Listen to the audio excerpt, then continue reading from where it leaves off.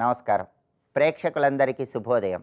ఈనాటి శుభయోగం శీర్షికన అమలక ఏకాదశి సందర్భంగా ఎలాంటి విధి విధానాలు పాటించాలో, తద్వారా ఎలాంటి ప్రయోజనాలు సిద్ధింపజేసుకోవచ్చో పరిశీలిద్దాం.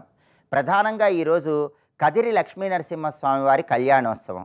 ఈ సందర్భంగా కదిరి క్షేత్ర వైభవాన్ని మనం పరిశీలించినట్లయితే, ఈ కదిరి క్షేత్రంలో ఒక చీమల పుట్ట నుంచి నరసింహస్వామి వారు స్వయంభూగా ఆవిర్భవించారు. ఖాద్రి అంటే చండ్రవృక్షము అని అర్థం. ఖాద్రి అంటే ఒక చండ్రవృక్షం దగ్గర ఉన్నటువంటి చీమల పుట్ట నుంచి నరసింహస్వామి వారు ఈ క్షేత్రంలో స్వయంభూగా ఆవిర్భవించారు. కాలక్రమంలో ఈ ఖాద్రి అనేది కదిరిగా రూపాంతరం చెందింది.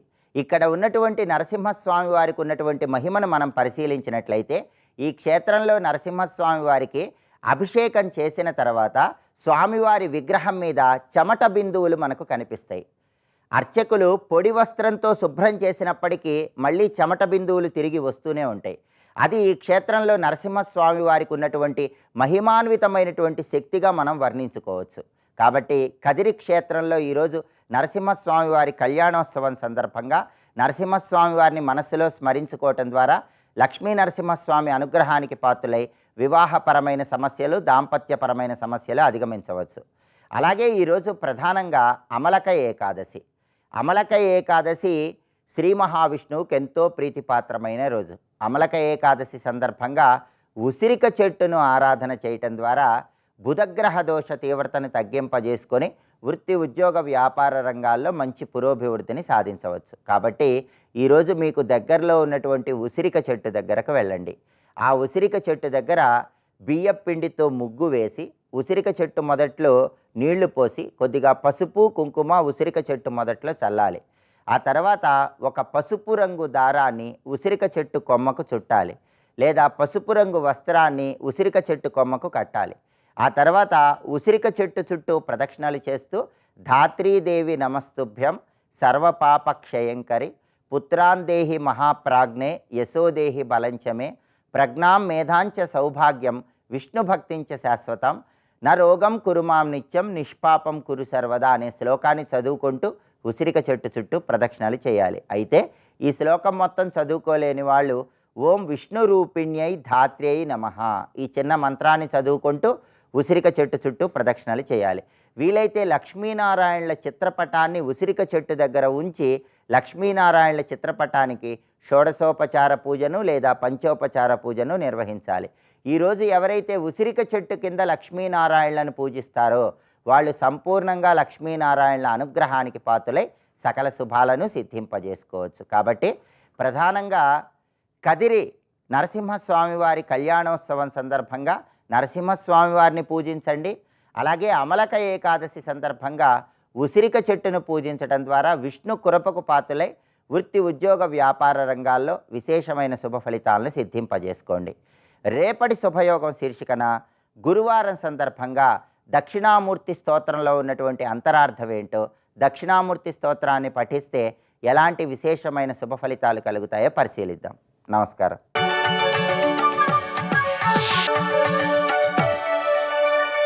నందకిశోర నవనీత చోర నాద విహార శ్రీధర నందకిశోర నవనీత చోర నాద విహార శ్రీధర.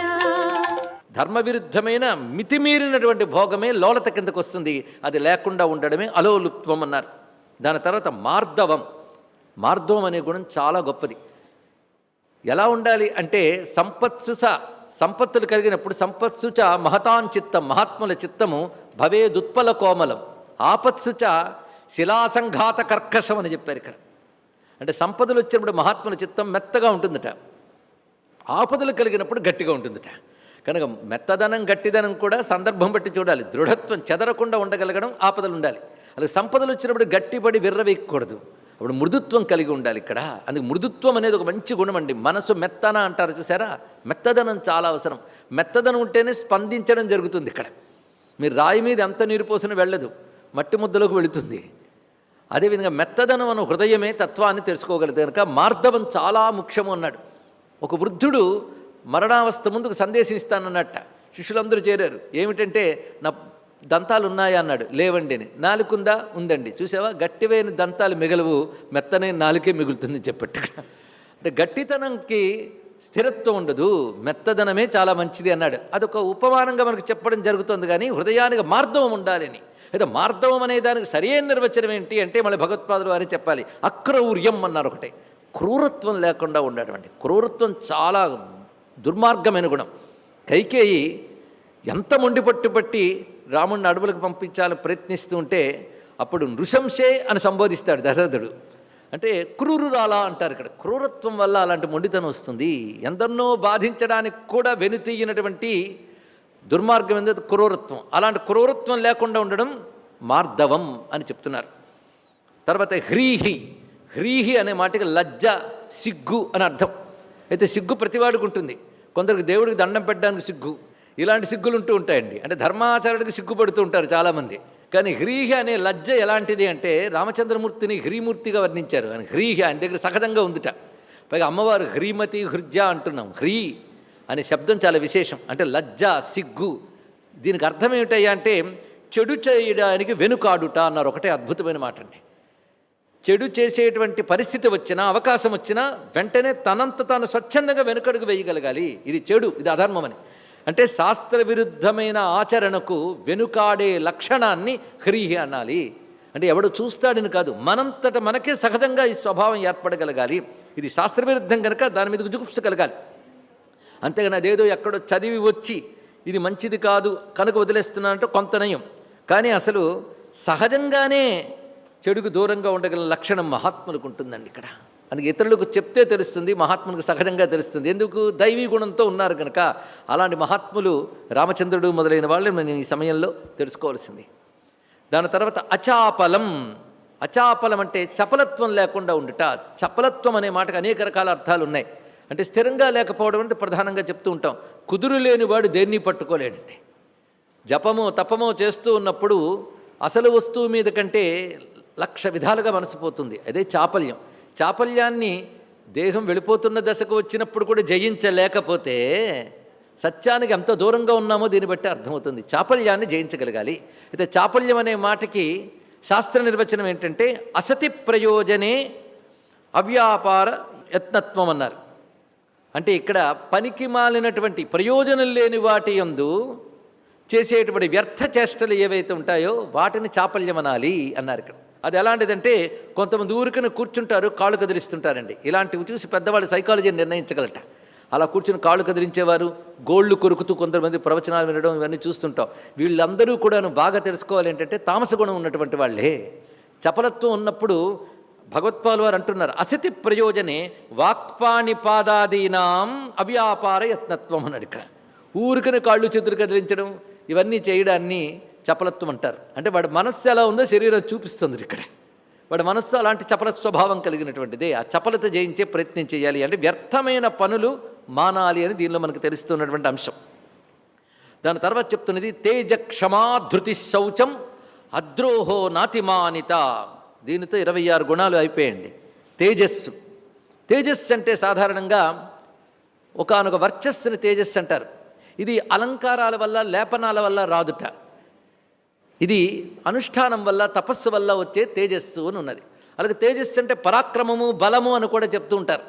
అయితే మనిషిలో కనబడేటువంటి ఒకానొక బాహ్యమైన వర్చస్సు లేదా పరాక్రమము తేజస్సు అనరాదు అంటారు భగవత్పాల్ వారు.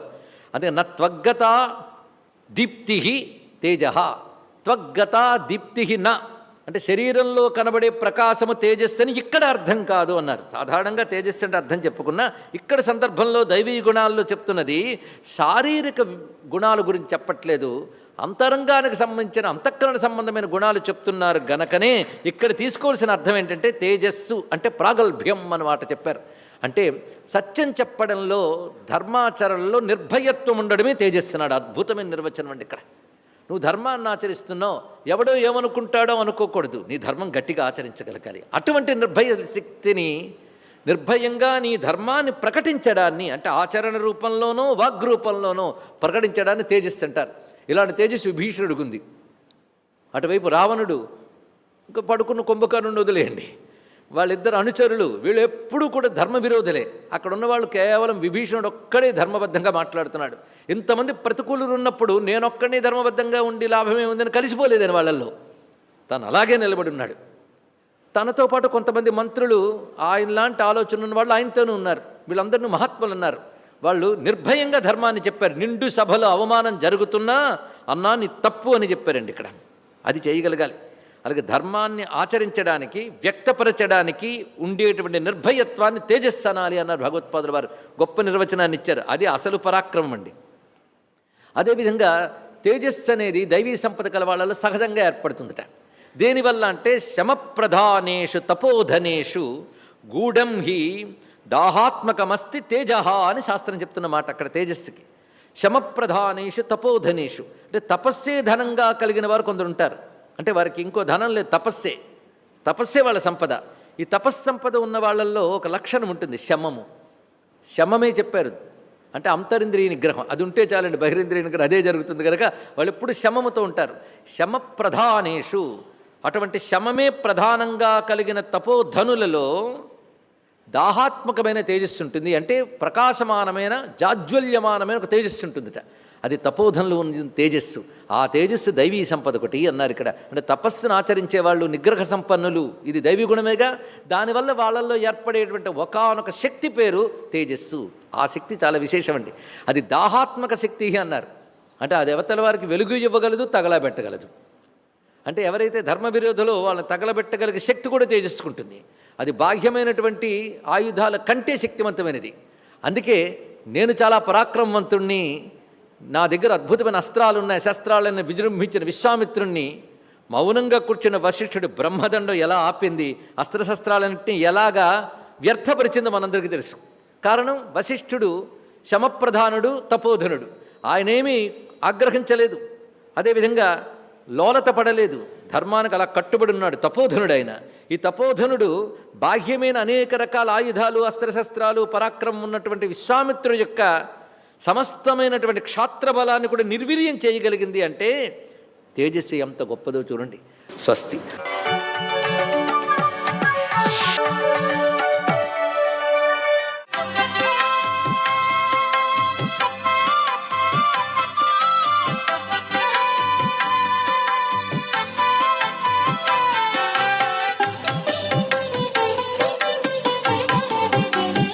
ఓం నమో నారాయణాయ. ఓం నమః శివాయ. శ్రీమాత్రే నమః. ఈరోజు ఏకాదశి. శివకేశవుల ఇరువురిని కూడాను ఈ రోజున ఆరాధించాలి. శివకేశవుల యొక్క అద్భుతవంతమైన ప్రభావం అనిర్వచనీయమైనటువంటి దివ్యవంతమైన శక్తిని మనకు ప్రసాదిస్తుంది. అందుకే శివాయ విష్ణు రూపాయ శివరూపాయ విష్ణవే అన్నారు. అందుకనే శివనామం, హరినామం. నిద్రపోయేటప్పుడు శివనామాన్ని, నిద్ర నుంచి లేచేటప్పుడు హరినామాన్ని ప్రతి ఒక్కరూ పాటించండి అంటోంది శాస్త్రం. శివనామం గంగానది, హరినామం అమృతతుల్యం. ఈ రెండూ కూడాను మిళితమైనట్లయితే పవిత్ర పావనవంతమైనటువంటి ప్రభావంతో మనసు నిండా కూడాను ఆనందహేళ ఉద్భవిస్తుంది. అందుకనే హరి ఓం హరి ఓం హరి ఓం అనేటువంటి దివ్యవంతమైన మంత్రాన్ని ప్రతినిత్యం కూడా ప్రతి ఒక్క మానవుడు కూడాను తమ ఉచ్ఛ్వాస నిశ్వాసాల్లో గనక మిళితం చేసినట్లయితే ఆ వ్యక్తి జీవితం అనేక రంగాలలో అభివృద్ధిని సాధిస్తుంది సుమా. హరి ఓం హరి ఓం హరి ఓం అనం వెనకాల అటు హరి ఇటు శివుడు ఇరువుర మేలి కలయిక తత్వం ఈ దివ్య మంత్రంలో దాగిన పరమార్థం. అందున ఎవరైతే ప్రతినిత్యం కూడా ఈ మంత్రాన్ని అనుష్ఠానం చేస్తారో, తమ ఉచ్ఛ్వాస నిశ్వాసాల్లో కూడాను అనుక్షణం కూడాను ఈ మంత్రాన్ని అనుకుంటారో, వారికి శివకేశవులు ఇరువురు కూడాను కంటికి రెప్పలా కాపాడి రక్షిస్తారు. అనేక మార్గాలలో అభ్యున్నతమైనటువంటి స్థితిగతుల్ని ప్రసాదించడమే కాకుండా కీర్తి ప్రతిష్టలను కూడాను ఆ యొక్క హరిహరులు ఇరువురు కూడాను ప్రసాదిస్తాడని చెప్పేసి శాస్త్ర వచనం. మరి దీనిని పాటించి తరిద్దామా ప్రతి ఒక్కరం? హరి ఓం హరి ఓం హరి ఓం. సర్వే జనా సుఖినో భవంతు.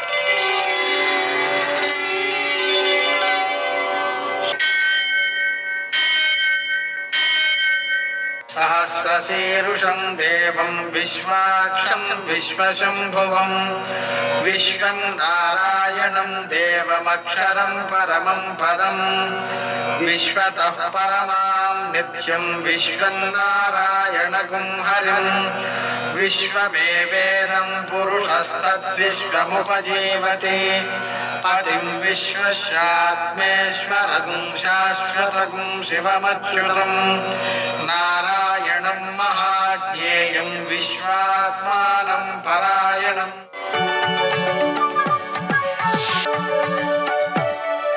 సూర్యశౌర్యమథేందురింద్రపదవీ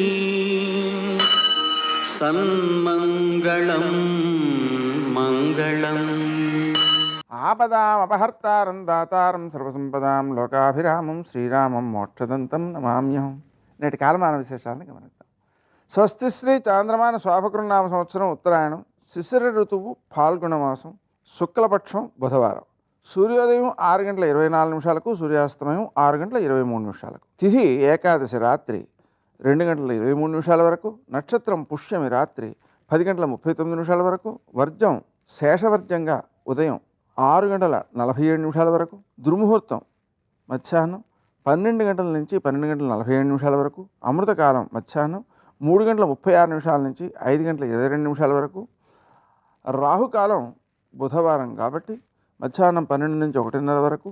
అష్టకవర్గరీత్యా శుభప్రదమైన సమయం ఉదయం 11:50. నేటి విశేషం బుధవారం సర్వేషాం ఏకాదశి.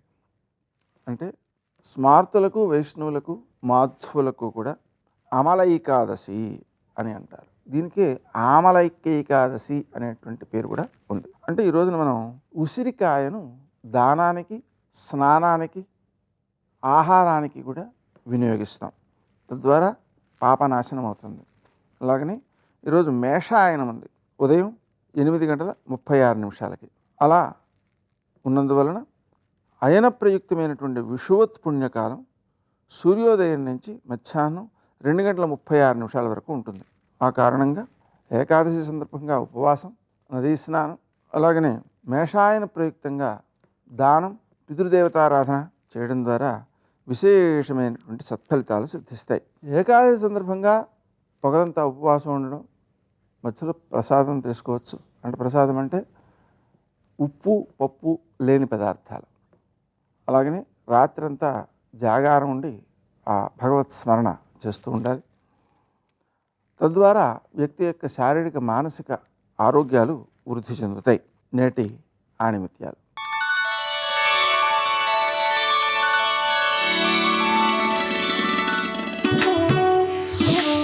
ప్రతి అడుగును లక్ష్యంగా మార్చడం వల్ల ప్రతి లక్ష్యాన్ని అడుగుగా మార్చి విజయం సాధించవచ్చు.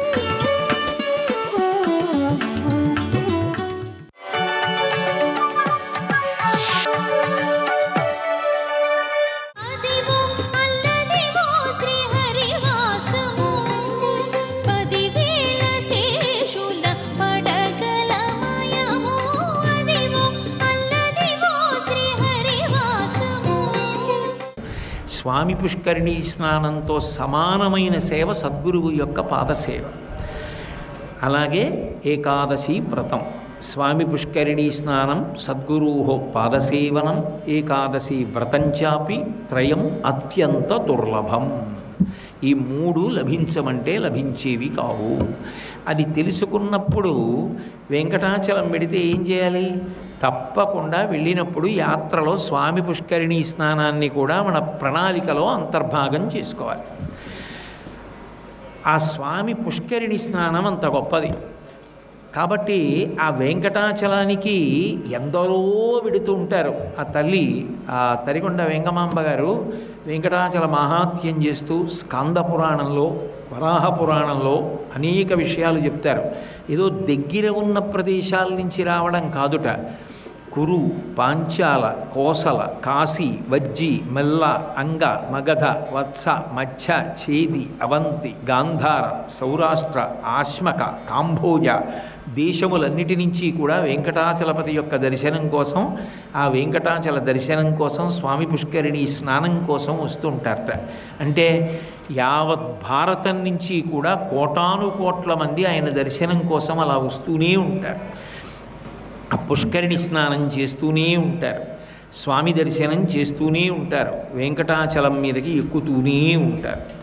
గోవిందనామముల్ గొంతెత్తి పాడుచు కొండెక్కు భక్తుల గుంపులొకట, తలతీసి ఇత్తుమా ఇలవేలు పంచును తల వెంట్రుకలనిచ్చు ధన్యులొకట, స్వామిని దర్శించి సంతోషమాగక పరవశులకు పుణ్య పురుషులొకట, స్వామి ప్రసాదంబు కందుల కద్దుకొని ఆస్వాదించు భక్తుల గుంపులొకట, ఏది ఎయ్యడ విన్నను స్వామి మాటే, ఏది ఎయ్యడ చూసిన స్వామి సేవే, సకల హృదయాల నుండి స్వామి ఒకడే, స్వామి నటించుచుండు ఈ శైలమందు అంటారు. ఆ వెంకటాచల క్షేత్రానికి ఉన్న గొప్పతనం ఏమిటంటే, ఆయన అంత గొప్పవాడైనా ఆయన వేంక రెండు కొండ, ఆయన ఇద్దరికి అదే పేరు, వెంకటాచలము వెంకటేశ్వరుడు. వేం పాపం కటతే యస్మాత్ పాపదహన శక్తిత వెంకటాచలమిత్యేవ నామదేవ స్థలా జగుహు ఉంటుంది పురాణం. పాపములను తొలగించగలిగిన కొండ, పాపములను తొలగించగలిగిన సర్వేశ్వరుడు గనక వెంకటేశ్వరుడు. వేంకారో అమృత బీజం కటమైశ్వర్యముచ్యతే అంటారు. అదే తరిగొండ వెంగమాంబ గారు కూడా అన్వయం చేశారు.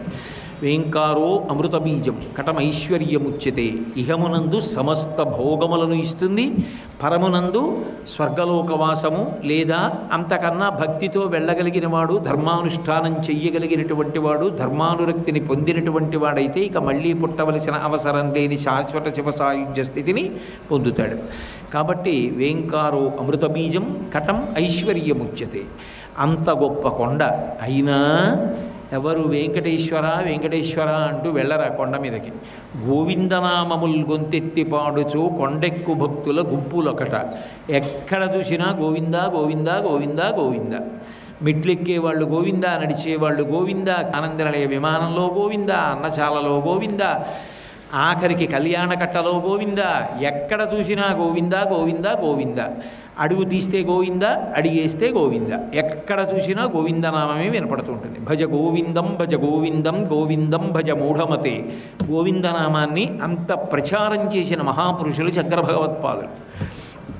కాబట్టి ఆ గోవిందనామముల్ గొంతెత్తి పాడుచు కొండెక్కు భక్తుల గుంపులొకట. ఎందుకంటే మిగిలినవి భగవంతుని యొక్క గుణములు చూసి ఆయనకి ఆపాదించి పిలిచారు, అందుకే భగవన్నామములు గౌణములు.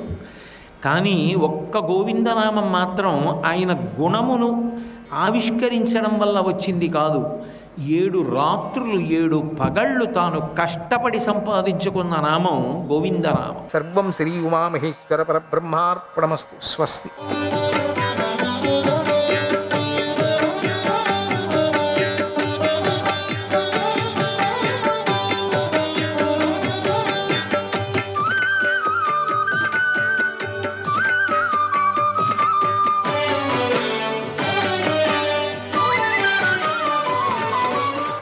రుద్రమీశాన వృషభం రుద్రమీశాన వృషభం హరం శంభుం కపర్దినం హరం శంభుం కపర్దినం చేకితానం పరాం యోనిం తిష్టతో గచ్చతశ్చః తిష్టతో గచ్చతశ్చః. దుఃఖాన్ని దూరం చేసేవాడు కాబట్టి ఆయనను రుద్రుడు అంటారు. ఆయన లోకపాలకులందరికంటే శ్రేష్ఠుడు, పాపాలను పోగొడతాడు. ఆయన మంగళకరుడు, జటాజూటధారి, అందరికీ చేతనదాయకుడు, చరాచర జగత్తుకు కారణమై ఉన్నాడు. ఆ రుద్రుడు ఎవరికీ నిరోధింప శక్యం కానివాడు, సులభంగా దర్శించటానికి వీలుగానివాడు, దుష్టులపై తీవ్రంగా కోపిస్తాడు. ఆయన విశాల హృదయుడు, సకల క్లేశాలను నాశనం చేస్తాడు. ఉత్తముల విషయంలో ఎంతో ఉదారమైన హృదయాన్ని కలిగి ఉంటాడు. దివ్యమైనటువంటి ధనస్సును పట్టుకొని ఉంటాడు. అమ్ముల పొదలను ధరించి ఉంటాడు. బంగారు కవచాన్ని ధరించి ఆయన అనంతమైన బలపరాక్రమాలను కలిగి ఉంటాడు. పినాకినం వజ్రణం దీప్తశూలం, పినాకినం వజ్రణం దీప్తశూలం, పరస్వధిం గదినం ఛాయతాశిం, పరస్వధిం గదినం ఛాయతాశిం, శుభ్రం జటిలం ముసలినం చంద్రమౌళిం, శుభ్రం జటిలం ముసలినం చంద్రమౌళిం, వ్యాఘ్రాజినం పరిఘిణం దండపాణిం, వ్యాఘ్రాజినం పరిఘిణం దండపాణిం. పినాకమనే ధనస్సును, వజ్రాన్ని, గదను, పెద్ద ఖడ్గాన్ని చేతులతో ధరించి ఉంటాడు. స్వచ్ఛమైన వాడు, ముసలాయుధం కలవాడు చంద్రశేఖరుడు. పులితోలును ధరించి పరిఘను, దండాన్ని చేతిలో ధరించి ఉంటాడు. ఆయన భుజాలకు చక్కని భుజకీర్తులు ఉంటాయి. సర్పము ఆయనకు జందంగా ఉన్నది. తన సేవకులైన భూతగణాలతో ఆ శివుడు విరాజల్లుతూ ఉంటాడు. ఆయన ఒక్కడే అద్వితీయుడు, ఏకైక పరమాత్మ.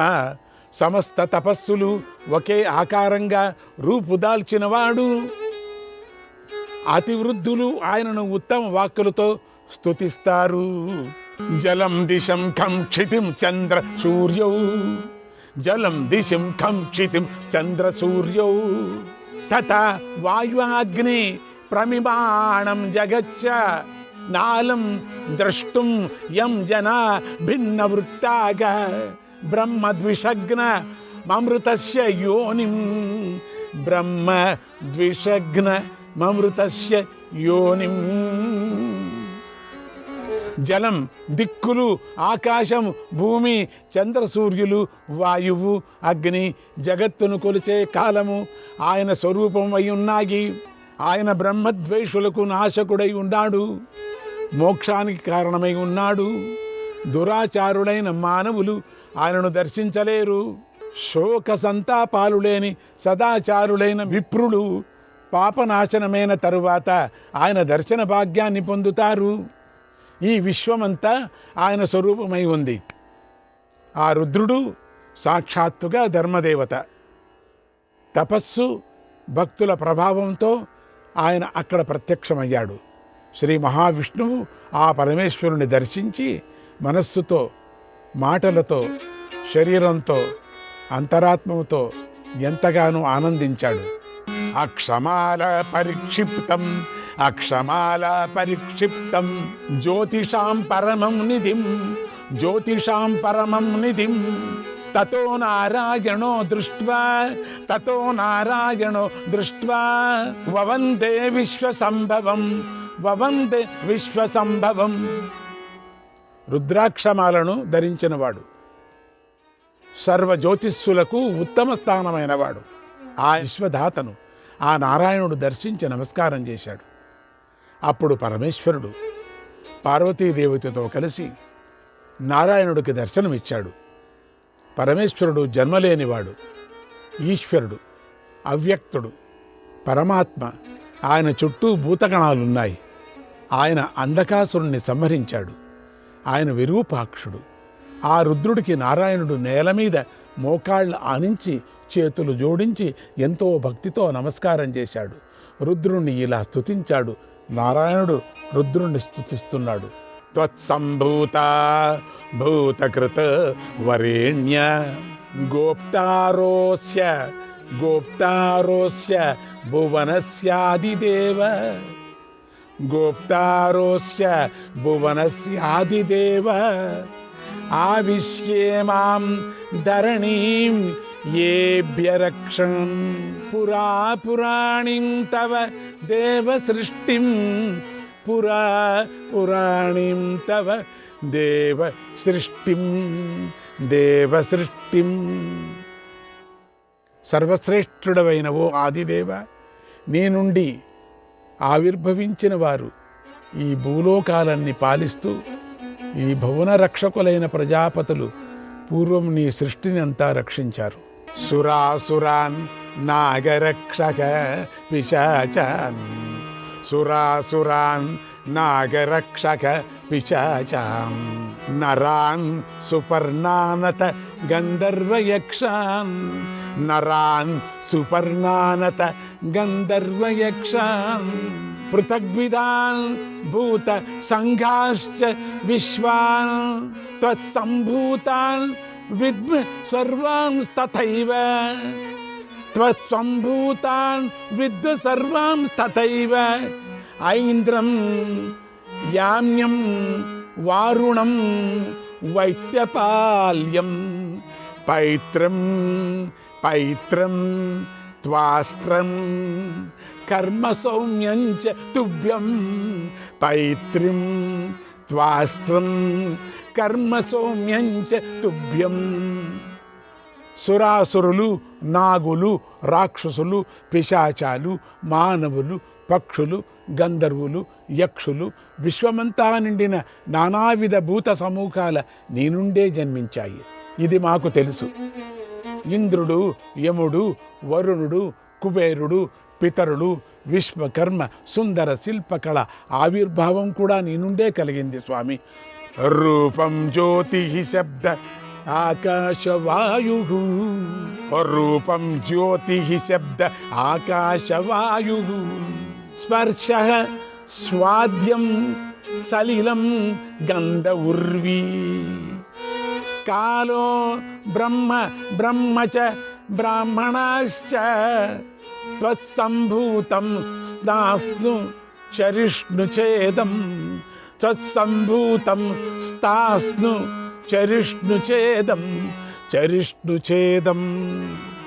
శబ్దం ఆకాశం స్పర్శ వాయువు రూప అగ్ని రసం జలం గంధం భూమి కాలం బ్రహ్మ వేదం విప్రులు చరాచరాత్మకమైన ఈ ప్రపంచమంతా నీ నుంచే పుట్టింది. అభ్యహస్తోక యాంతి యథా పృథక్త్వం అభ్యహస్తోక యాంతి యథా పృథక్త్వం తాభిచ్చైక్యం సంక్షయే యాంతి భూయః తాభిచ్చైక్యం సంక్షయే యాంతి భూయః. ఏవం విద్వాన్ ప్రభవం చాప్యయం చ ఏవం విద్వాన్ ప్రభవం చాప్యయం చ మత్వా భూతానాం తవ సాయుజ్యమేతి మత్వా భూతానాం తవ సాయుజ్యమేతి. నీటి నుంచి చాలా బిందువులు వేరుగా అయి మళ్ళీ ఆ జలంతో కలిసిపోతాయి కదా, అలాగే సమస్త ప్రాణులు జనన మరణాలు పొంది నీలోనే లీనమవుతాయి కదా స్వామి. ఈ విషయాన్ని తెలుసుకున్న పండితుడు నీ సాయుధ్యాన్ని పొందుతాడు. దివ్యామృతౌ మానసౌ దౌ సుపర్ణౌ దివ్యామృతౌ మానసౌ దౌ సుపర్ణౌ వాచా శాఖాక పిప్పలాక సప్తగోపాక వాచా శాఖాక పిప్పలాక సప్తగోపాక దశాప్యన్యే ఏ పురం ధారయంతి త్వయా సృష్టాస్త్వం హి త్వయా సృష్టాస్త్వం హి తేభ్యః పరోహి తేభ్యః పరోహి. అంతఃకరణంలో దివ్యాలు అమృత స్వరూపులైన రెండు పక్షులు ఈశ్వరుడు జీవుడు అనేవి నివసిస్తూ ఉంటాయి. సప్తధాతు రూపాలైన సప్త అశ్వత్థ వృక్షాలున్నాయి, అవి వాటిని రక్షిస్తూ ఉంటాయి. వేదవాక్కులే ఆ వృక్షాల వివిధ శాఖలై ఉన్నాయి. ఇంకా 10 రకాల ఇంద్రియాలు ఉన్నాయి, అవి పంచ భౌతికమైన శరీర నగరాన్ని ధరిస్తూ ఉంటాయి. వీటన్నిటినీ నువ్వే సృష్టించావు, అయినా నువ్వు వీటికంటే అదుకుడివై ఉన్నావు. ఎంత అద్భుతమైనటువంటిది ఈ మంత్రం మనకు. ఒక దాంట్లో చెప్పేశారు, భూతం భవ్యం భవిత చాప్యదృశ్యం భూతం భవ్యం భవిత చాప్యదృశ్యం తత్సంభూత భువనానీహ విశ్వ త్వత్సంభూతా భువనాని విశ్వ భక్తం చ మాం భజమానం భజస్వ భక్తం చ మాం భజమానం భజస్వ మారీరిషో మామహి తాహితేన మారీరిషో మామహి తాహితేన భూతం వర్తమానం భవిష్యత్తు అజేయమైన కాలం ఇవన్నీ కూడా నీ స్వరూపాలే అయి ఉన్నాయి. ఇక్కడ ఉన్న సమస్త లోకాలు నీ నుంచే ఆవిర్భవించాయి. నేను నిన్ను సేవించే భక్తుణ్ణి, నన్ను నీ వాడిని చేసుకో.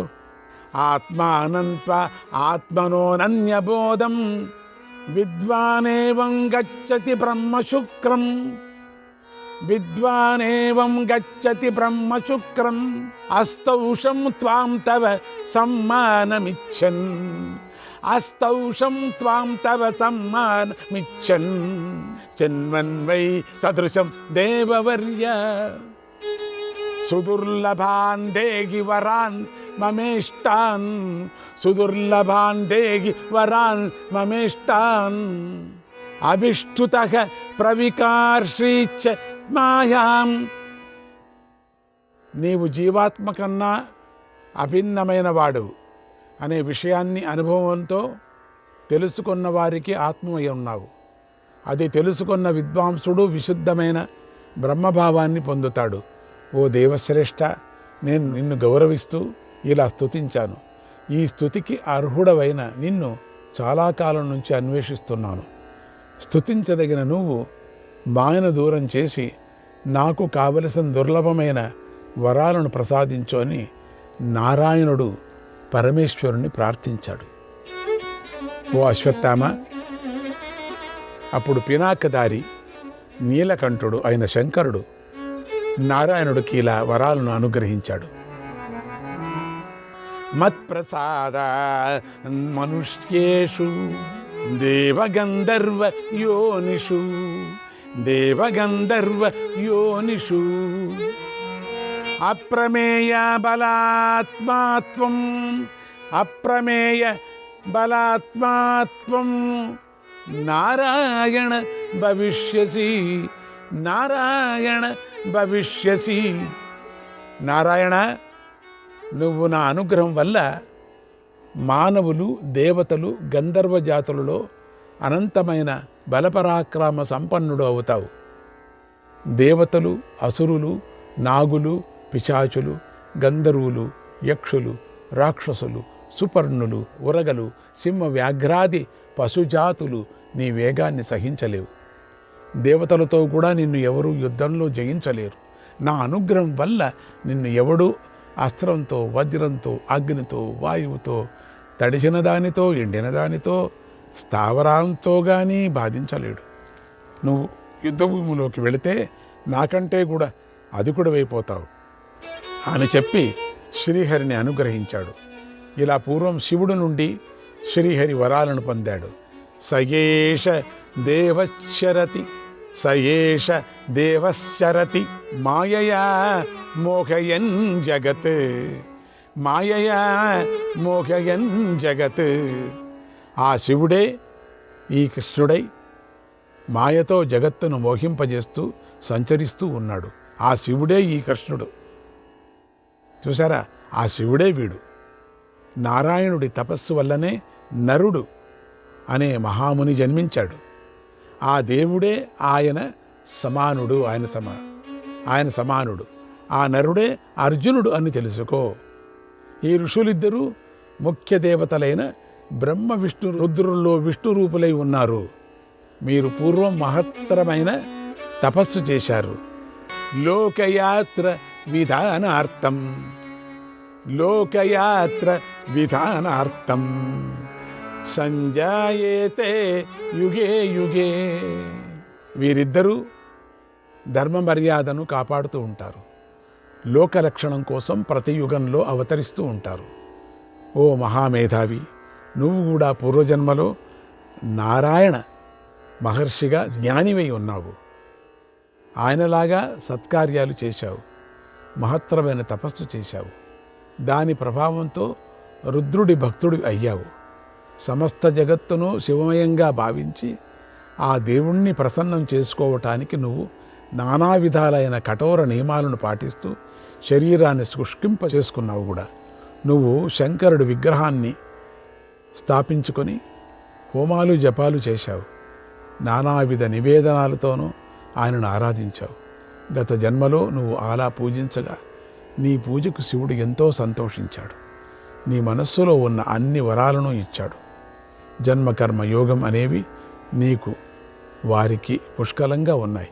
నరనారాయణులు శివలింగ రూపంగా శంకరుణ్ణి అర్చించారు. నువ్వు ప్రతి యుగంలోనూ ప్రతిమగా అర్చించావు. ప్రతిమారాధనలో అర్చకుడి ఆత్మ, మనస్సు, ఇంద్రియాలు, విషయాలు కూడా ప్రవర్తిస్తాయి. లింగారాధనలో ఆత్మ, మనస్సులే ప్రవర్తిస్తాయి. కాబట్టి ప్రతిమారాధన ఫలాన్ని నెమ్మదిగా ఇస్తుంది. లింగారాధన ఫలం మాత్రం శాశ్వతం. అర్చన సమానమే అయిన ప్రాకార భేదాన్ని బట్టి ఫలితం ఉంటుందని దక్షస్మృతి చెప్పింది.